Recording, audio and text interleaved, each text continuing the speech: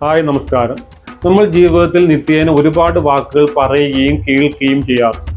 എന്നാൽ ചില വാക്കുകളുടെ അർത്ഥം എന്താണെന്ന് അറിയാതെയാണ് നമ്മൾ ആ വാക്ക് ഉപയോഗിക്കുന്നതും പറയുന്നത്.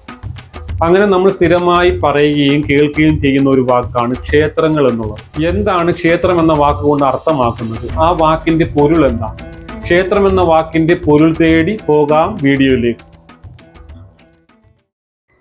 ക്ഷേത്രം എന്ന പേര് വന്നത് ക്ഷയാൽ ത്രായതേതി ക്ഷേത്ര എന്ന മനുഷ്യന്മാർക്കുണ്ടാകുന്ന സകലവിധ ക്ഷയങ്ങളും അസുഖങ്ങളായാലും എല്ലാവിധ വിഷമങ്ങളും ക്ഷേത്രത്തിൽ പോയി ഭജിച്ചു കഴിഞ്ഞാൽ മാറും എന്നുള്ളത് കൊണ്ടാണ് ക്ഷേത്രം എന്ന പേര് വന്നത്. അസുഖം മാത്രമല്ല, ജീവിതത്തിലെ പലവിധ പ്രയാസങ്ങളും ക്ഷയം എന്ന ഗണത്തിൽപ്പെടുത്താവുന്നതാണ്.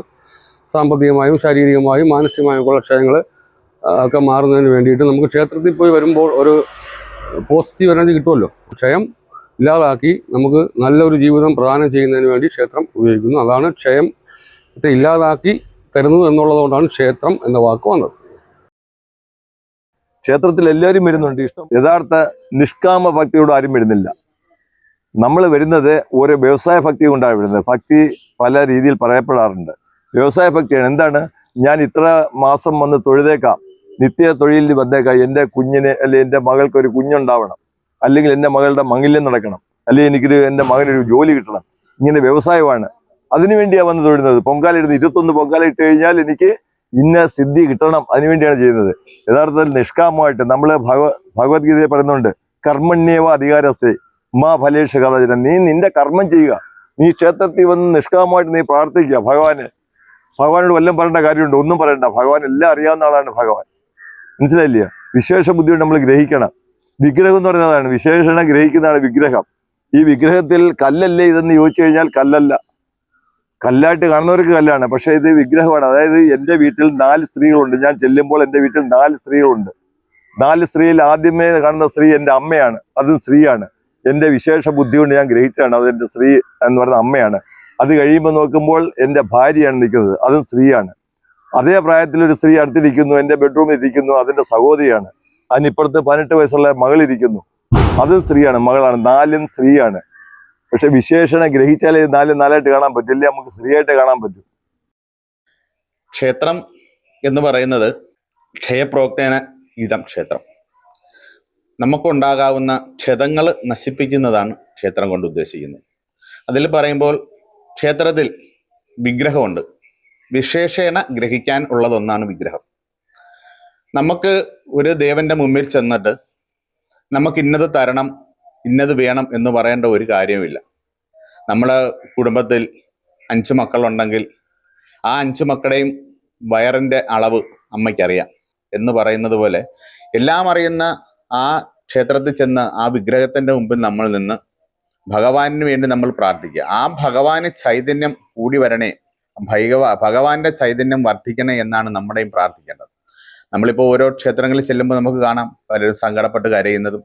വേണ്ടാന്നല്ല, പക്ഷേ എങ്കിൽ തന്നെയും ഏറ്റവും നമ്മൾ മനസ്സിലാക്കേണ്ടത് ആ വിഗ്രഹത്തിന് ശക്തി കൂടുന്നെങ്കിൽ മാത്രമേ നമുക്കും അതുകൊണ്ടുള്ള അവരുടെ ആ വിഗ്രഹത്തിൽ നിന്നുള്ള അനുഗ്രഹ കലകൾ നമുക്ക് കിട്ടത്തുള്ളൂ. അതുകൊണ്ടാണ് ക്ഷേത്രങ്ങളിൽ നമ്മൾ ഉത്സവാദി കാര്യങ്ങളൊക്കെ നടക്കുമ്പോൾ കലശങ്ങളും പൂജകളും പ്രധാനപ്പെട്ട, കലശത്തിനാണ് ഉത്സവ സമയങ്ങളിൽ ഏറ്റവും വലിയ പ്രധാനം. നമ്മൾ ക്ഷതങ്ങൾ നശിപ്പിക്കുന്നതും നമ്മൾ ക്ഷേത്രം എന്ന് പറഞ്ഞല്ലോ. അപ്പോൾ അതിൽ നമുക്ക് മാനസികമായിട്ടും സാമ്പത്തികമായിട്ടും ശാരീരികമായിട്ടും എല്ലാത്തിനും ഒരു ഉപാധി മാത്രമാണ് നമുക്ക് ക്ഷേത്രം. പ്രപഞ്ചം തിങ്ങി നിറഞ്ഞു നിൽക്കുന്നത് തന്നെ ഈശ്വരമാണ്. അപ്പോൾ ആ പ്രപഞ്ചത്തിൽ തിങ്ങി നിറഞ്ഞു നിൽക്കുന്ന ഈശ്വരനെ നമുക്ക് കാണാൻ പറ്റാത്തത് കൊണ്ടാണ് ഒരു ക്ഷേത്രം നമ്മൾ നിർമ്മിക്കുന്നതും ആ ക്ഷേത്രത്തിൽ പോയി നമ്മൾ മനഃശാന്തി നേടുന്നത്. അങ്ങനെ ഓരോന്നും പടിപടിയായിട്ട് നമ്മൾ പഠിച്ചു വന്നാൽ മാത്രമേ ഈ ക്ഷേത്രം കൊണ്ട് പ്രയോജനമുള്ളൂ. ക്ഷേത്രത്തിൽ വേണ്ടത് സത്സംഗമാണ്. എന്താണ് ക്ഷേത്രം, എന്തിനാണ് ക്ഷേത്രം എന്നുള്ള ചെറുപ്പത്തിലേ പഠിപ്പിച്ചു വരണം. ഭക്തജനങ്ങൾ ഓടി വരുന്നു ഓടിപ്പോകുന്നു എന്ന് പറഞ്ഞിട്ട് കാര്യമില്ല. ക്ഷേത്രത്തിൽ പ്രദക്ഷിണം ചെയ്യുന്നതിന് വരെ ശാസ്ത്രം പറഞ്ഞിട്ടുണ്ട്.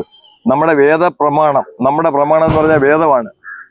ബൈബിള്, ക്രിസ്ത്യൻ മതത്തിൻ്റെ ബൈബിള്, ഇസ്ലാം മതത്തിൻ്റെത് ഖുറാന്, അതുപോലെ ഹിന്ദു മതത്തിൻ്റെ എന്താന്ന് ചോദിച്ചാൽ ഒരു കുട്ടികളും പറയത്തില്ല. അവർ പറയും ഭഗവത്ഗീത, അല്ലെ രാമായണം, അല്ലെ ഭാഗവതം, അല്ലെ മഹാഭാരതം, ഇങ്ങനെ പറയത്തുള്ളൂ. വേദമാണ് നമ്മുടെ മൂലമന്ത്രം എന്നല്ലെ മൂലഗ്രന്ഥം എന്ന് എത്ര കുട്ടികളൂടെ പറയും? കാരണം എന്താ? വിദ്യാഭ്യാസം ഇല്ല.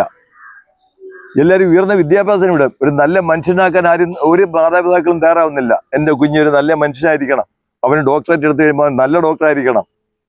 ഏത് നിലയിൽ പ്രവർത്തിച്ചാൽ അവരൊരു മനുഷ്യനായിരിക്കണം. നമ്മൾ പറയാറുണ്ട് ആ ഡോക്ടർ വലിയ വിദ്യാഭ്യാസങ്ങൾ, പക്ഷേ ഒരു മനുഷ്യനെ പറ്റിയില്ല അയാളെ കണ്ടാൽ എന്ന് നമ്മൾ പറയാറുണ്ട്.